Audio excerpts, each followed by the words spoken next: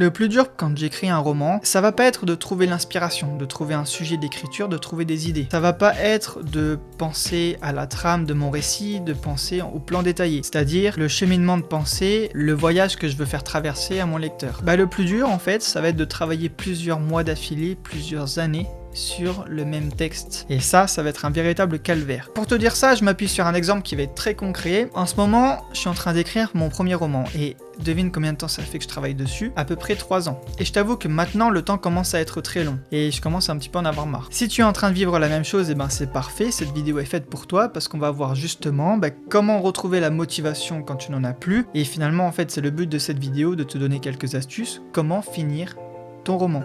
Et évidemment, pour ça, je vais être très original. On va faire un top 5 des astuces que je peux te donner.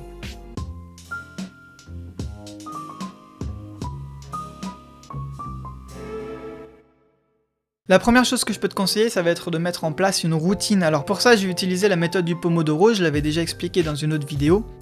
Et pour ça va être d'alterner en fait par des cycles de 45 minutes de travail, 15 minutes de pause. Et ça va faire un cycle, et le but dans la journée, ça va être d'en faire plusieurs. Ça veut dire qu'en 2 cycles, tu as accumulé 1h30 de travail efficace et 30 minutes de pause. L'objectif maintenant, ça va être de faire 5 cycles dans la journée au minimum. L'avantage du coup, pendant ces 45 minutes de travail efficace, c'est que je ne vais pas être distrait, ma concentration va être complètement concentrée sur ce que je suis en train de faire. Pour ne pas saturer et faire un burn-out, ce que je fais, c'est que justement, j'intègre aussi 15 minutes de pause. C'est un petit peu comme les siestes stratégiques que tu fais avant d'aller en boîte. Là c'est pareil, pour reposer ton cerveau, tu vas faire 15 minutes de pause toutes les 45 minutes de travail, où tu vas pouvoir faire ce que tu veux, regarder ton téléphone, regarder un bout de film, lire un peu, et ensuite réattaquer 45 minutes de travail efficace. La deuxième chose, ça va être de te fixer une limite, une deadline public. Ça fait 3 ans que je travaille sur mon roman, j'en ai marre, il faut que ça se termine. Ce que j'ai fait, c'est que j'ai posté un message sur Facebook qui disait que le 30 juin, j'allais envoyer le manuscrit aux personnes qui le veulent. Inutile de te préciser que c'est un petit peu un coup de stress parce que j'ai pas du tout fini.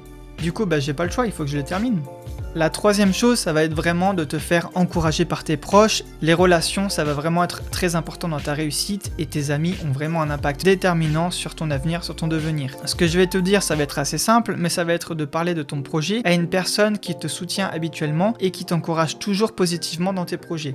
Je suis en train de m'inquiéter un petit peu parce que j'ai dit un top 5, mais je vois pas de point 5 sur mes notes.